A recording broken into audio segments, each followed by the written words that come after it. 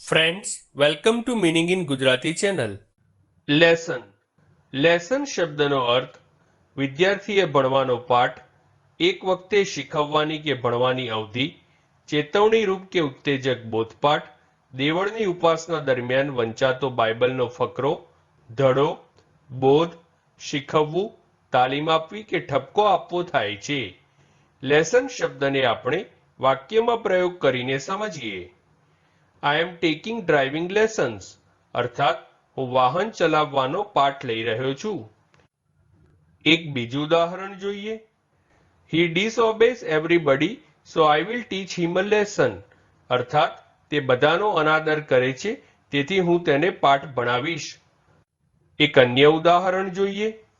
New students were given lessons on how to use the laboratory, એટલે કે નવા વિદ્યાર્થીઓને પ્રયોગશાળાનો ઉપયોગ કેવી રીતે કરવો તે અંગે શીખવવામાં આવ્યું.